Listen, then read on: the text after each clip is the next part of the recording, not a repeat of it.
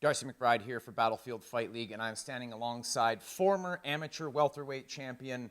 There's no way you're making anything close to 170 these days. So current professional middleweight Jaden Martin. Jaden, before we get into the battle itself at hand on February 8th, I want to talk about some cool experiences you've got to have lately. Teammate Kyle Machado steps into Dana White's Contender Series, picks up a victory, gets booked in the UFC. Of course, that's your teammate, your business partner and coach, Chris Franco, obviously in Kyle's corner. Talk a little bit about going and getting exposed, just dipping the toes, literally and proverbially, into some tubs there at the training center and seeing what that world looks like. Yeah, it was pretty awesome. Like we were just talking about the PI. The PI is great. You know, got to see a lot of like UFC stars are training.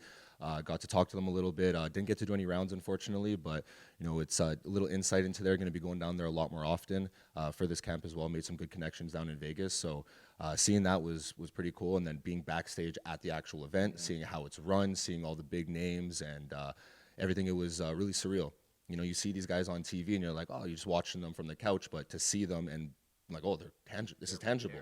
It's tangible is something that I can achieve too, because you know, in a short time, Kyle's done so well for himself, super successful, and again, a teammate, a guy I see all the time. I'm on the mats with all the time, so if he can do it, right, he's paved the way, he's opened that door. We're gonna be kicking that door down in the next couple of years. 100%, yeah. And so when we're looking at this now, UFC Fight Pass is the platform. Fighters like yourself who, and we'll talk about the layoff in a minute because I know you're looking very healthy right now, and I know you had a couple of stumbles there in terms of injuries, and no one ever wants that. It's hard to control that stuff. You seem to be lean, in good shape, all that. You've got the UFC Fight Pass platform, and I've been talking to athletes all day about what it means here in the Lower Mainland. We never had that as an outlet for these athletes before, and now with what BFL has done, your amateurs in your gym at Franco Kickboxing and Pancration can see you and Kyle at several of these levels ascending. What does it mean for the ripple effect in the Lower Mainland's MMA scene to know that BFL will put you on a world stage for some guys as early as their first pro fight? Yeah, again, it's super awesome. You know, you're not having to grind it out and have, you know, 15, 20 fights to get recognized.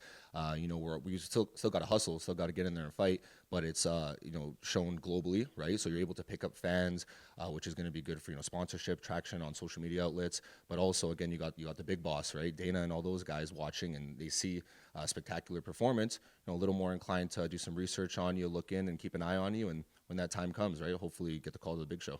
Absolutely. Now, let's talk about the task at hand. 185 pounds, you're going to be competing at a professional, in the professional rank, first time at 185. Can we expect you to be settling in, being 29 years of age, probably going to settle in at 185, and being that it's also about the thinnest weight class in the country, if we're looking at high-end prospects, is that kind of why you have your eye on that division? Might be a bit of a quicker route? 185, I think it's just more personally, like I feel I can do better at 185. I can still make 170, but again, keeping the muscle mass, keeping the muscle composition to do damage when I land, to still feel agile, not so heavy like a light heavyweight. And you know, the weight cut isn't going to be as hard. You know, getting older, metabolism slowing down. I think this is my best bet for the best results. And you know, it is a bonus that you know it's not as deep of a competition pool as the other divisions, but that doesn't mean, you know, I'm going to be dancing around the outskirts. I want the top guys. I want to fight at least 4 times this upcoming year, 4 or 5 times, right? Get the job done, and then, you know, hopefully go again, follow Kyle in the Contender Series, or you know, look to one of the other shows.